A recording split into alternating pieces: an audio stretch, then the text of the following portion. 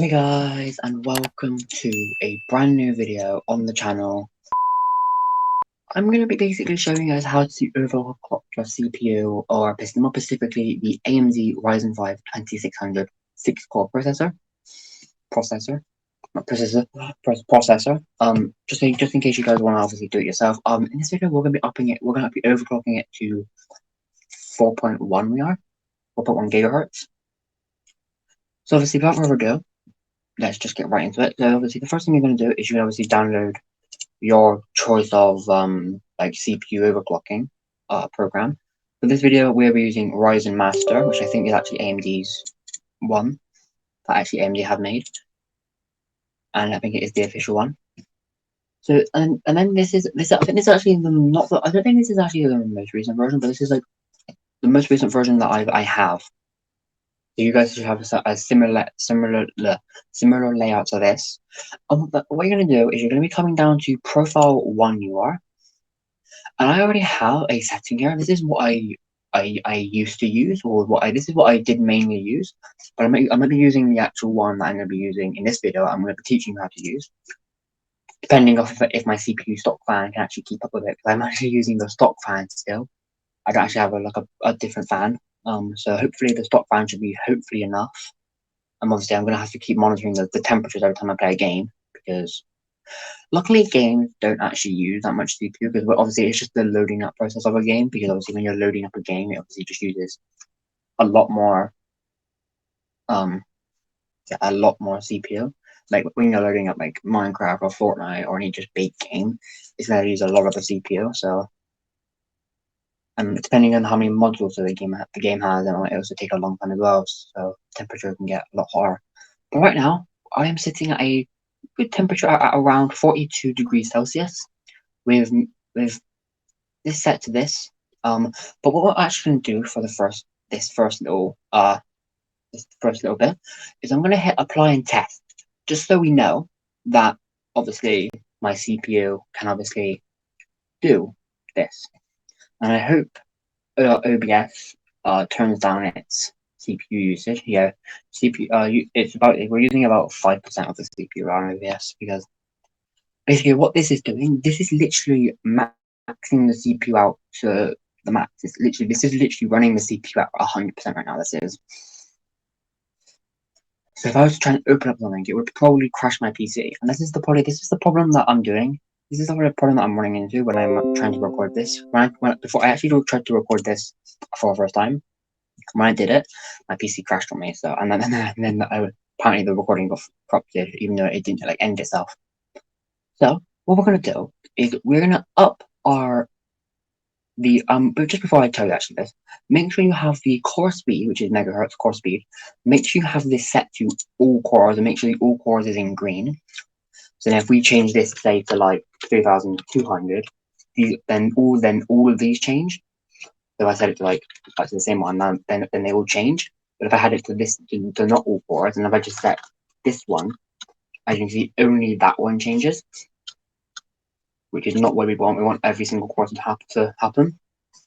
And you can also click on any of these numbers to actually change it. If I can click on like this one, I can, and go to like 3200, and it will change to all of them. So yeah, I just like using the first two I do, just so they're a lot closer. What we're gonna do is we're gonna be bumping it straight up to 4100 we are, and that is equivalent to 4.1 gigahertz. That is. But you might be wondering, obviously we need to up the voltage. So from a video that I've seen, the reason I'm actually doing this because I've actually seen a video on how to do this, and I'm also just gonna do it in my own way as well. But what I'm gonna do is I'm gonna up the voltage to I actually have it on a notepad. I do. We're gonna up the voltage to 1.4. Oh, hang on. We're gonna up the voltage to 1.425. So what I'm gonna do is I'm just gonna get my mouse on the thing and just spam the left click button. Obviously, I could just type it in, but I feel like this is a lot better, a lot easier now. So let's just go back down a little bit. So there we go. 1.1425, 1.425, which is the voltage that we need. And I really hope I'm actually gonna, yeah. So yeah, I'm actually gonna cut ahead right now. I am, because what I'm gonna do is I'm gonna stop the recording right now, and then. Alright guys, so I'm back. It has done it. It has actually done it, but when I just recorded the clip, and basically I clicked apply and test, and as you can see, it'll work if I hit apply again.